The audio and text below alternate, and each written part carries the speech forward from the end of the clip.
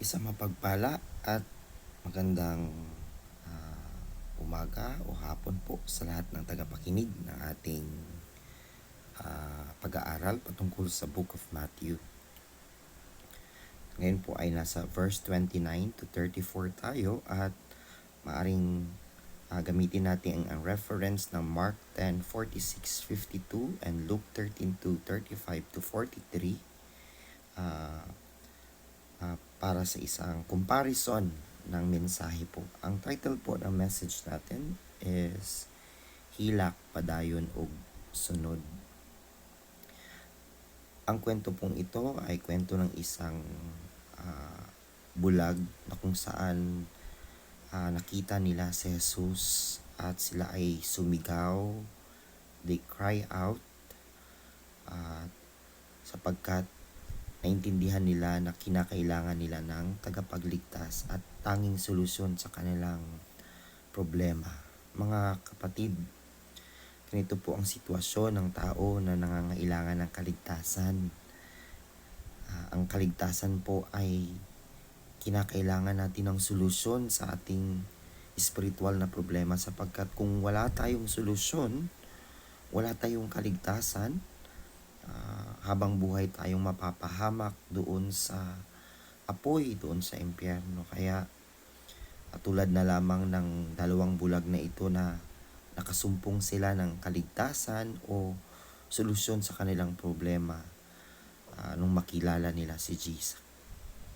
Kaya ganun pa man, no, dapat tayo pag nakita natin at makilala natin si Jesus, nawa tayo po ay magkaroon ng tamang kaisipan na dapat makilala natin si Jesus.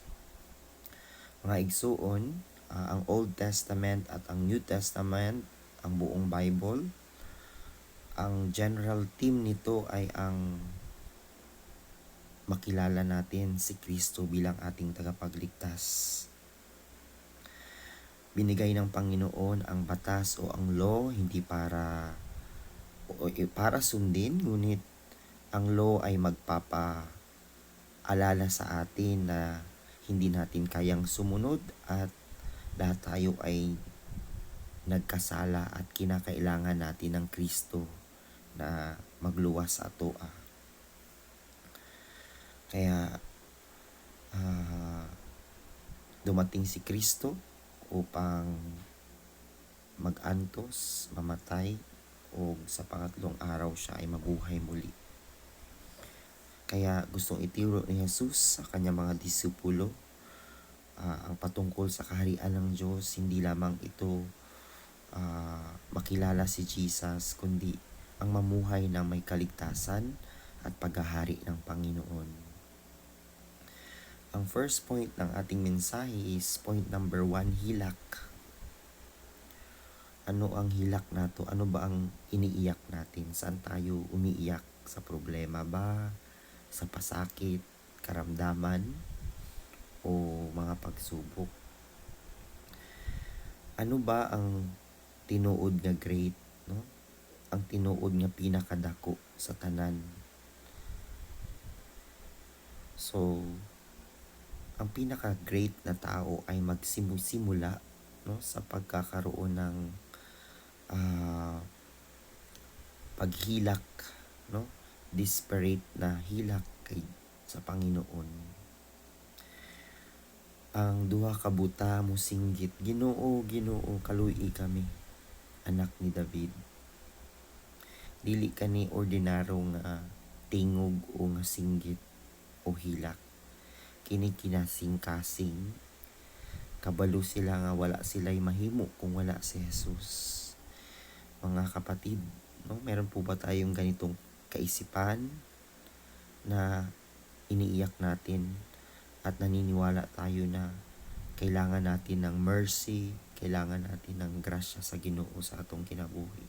Kaya kung wala ta sang kaluwasan, wala tay Kristo, wala tay mahimo, ito ba ang atong hilak?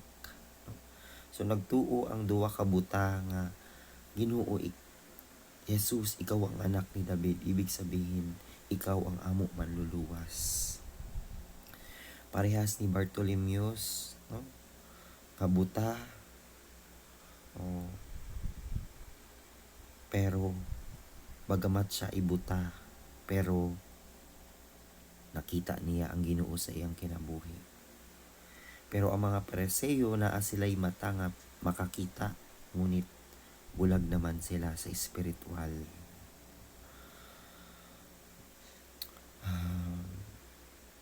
Unsay usahay murag tagtawo nga nalumos sa dagat, di ba? So di na ta makasurvive pinaagi sa atong kaugalingon, no? Mayroong isang tao na nalulunod at ano man yung gawa niya, wala na siyang magagawa. Kaya ang gagawin niya, mosinggit siya, tabangi ako. Mao kani ang klase nga pagtuo dapat meron tayo nga, Lord, tulungan mo ako, buligi ako, no? Kaluyi ako. Kini ang hilak nga nangayo og tabang sa Ginoo. Kaya wag tayo magyabang o magpaka-aron ingnon nga okay ta. May mga tao na feeling okay, feeling alright, walang problema, pero sa tinuod ra nagkinahanglan siya og tulong, no? So kailangan niyang iahon mula sa pagkalugpok sa kanyang sitwasyon. So mangayo tagtulong sa Panginoon. Amen? Lord, kaluyi ako. Pangalawa is padayon. Ang tinuod nga great o pagkadako ay ang nagapadayon bisan na ay mga nagsupak, may pumipigil. Ingon pa diri sa story nga gisita sila. O, sabi niya, hilom, no? Ayaw mo magsingkit kay istorbo mo. No? No. Pero kung sa ilang gibuhat, no, mas nisamot sila no singgit. No? Wala nakapagpigil sa ila. Nga naman, kay yun lamang ang solusyon sa kanilang problema, no? Minsan daghan na mga tao sa atong kinabuhi nga pinipigilan tayo, no? Unsa may mga magpigil sa ato ang kalibutanon, no? Para hindi tayo lumapit sa Panginoon. Yung mga trabaho, yung mga gawain, no? Minsan yan ang pumipigil para hindi tayo magpatuloy. Minsan yung pride natin, yung sarili natin, inuuna natin. O yung mga kahadlok, no? O opinion sa iba. Pag sinabi ng iba ganito, ayaw na natin magsimba. Mga igsuon, I challenge you na huwag kayong magkaroon ng o huwag kayong mapigilan ng mga taong ito sa iyong pagtuo kay Jesus, no? So ang mga tao nagiharian sa Ginoo, dili sila mapunggan o di sila magpahunong kay kilala naman nila si Jesus sa ilang kinabuhi. So padayon. Parehas ni Zacchaeus, no? Siya ay isang mubo, no? Ingon pa sa mga tao siya ay makasalanan, no? Kay tax collector man siya. Pero gusto niya makilala si Jesus sa iyang kinabuhi. Dili niya gitan-aw ang ginaingon sa ibang tao, kung kinsa siya, ang iyang kahinaan, o unsa may background niya, no? Nagsaka siya dito sa puno para makita siya ni Jesus. So murag mga bata gyud nga gusto gud i-insist na ako gusto ko candy, ma. So wala gyud makapugong sa tawo, no, kung gusto niya. Kaya dili gyud ta maundang hangtod makuha nato ang pasaylo sa Ginoo, hangtod nga maangko nato ang gugma sa Ginoo sa atong kinabuhi, no? So padayon sa pag-ampo bisag murag walay tubag, no? Padayon duol kay Jesus bisan na ay mga magkontra, no? Ayaw pa pekto sa ingon nila nga hilom, padayon kita nga magduol mo mo mo hilak, no? Mo singgit magserbisyo sa Ginoo. Point number 3, pagsunod, no?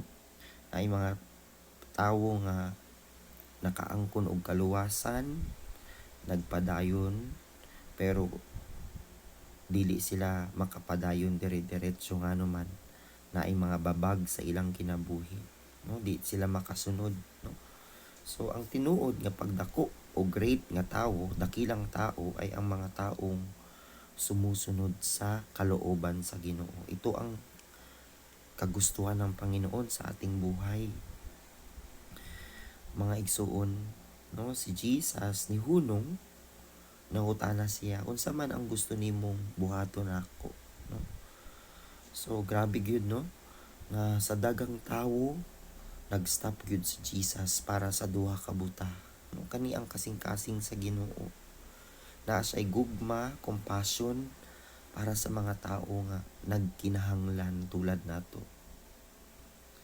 So naa siya'y kaluoy at gusto gyud niya nga naatay personal na encounter sa iyang kinabuhi. Ihatagan sila og time sa Ginoo. Unsa may magpugong nila, no? So yan ang promise ng Ginoo sa mga sitwasyon sa atong kinabuhi. Naagyud time ang Ginoo maminaw sa atong mga kaguol, sa atong mga pag-ampo, no? So ingon ni Jesus, no, na makadawat mo og kaluwasan at magsunod ka mo nako, no? Yan ang gusto ng Ginoo sa atong kinabuhi, bisag hinahinay basta magpadayon na magsunod. Daghan ang gusto sa blessing, makaangkon og mga pagpapala, no? Pero gamay ra ang gusto sa magsunod kay Jesus, no? So murag tawo nga gipaangkon nimo pagka busog, nilakaw dayon, no? Gihimo nimo tanan, wala man rin nagpasalamat nimo, no? So kita dahil sa kaluwasan nato, no, magpasalamat ta sa Ginoo sa pamagitan ng pagsunod sa iyang kalooban sa atong kinabuhi, no? Kinabuhi nga siya ang maghari sa atong kinabuhi. Dili lang ta maayo sa mga tabang, no? Magpabilin kita kang Jesus, no? Mabuhion nato ang kinabuhi nga magsunod kaniya adlaw-adlaw, no? Bilang konklusyon, mga igsuon, ang tinuod nga pagdako sa kaharian sa Ginoo dili kanang posisyon, kanang kilala ka, no?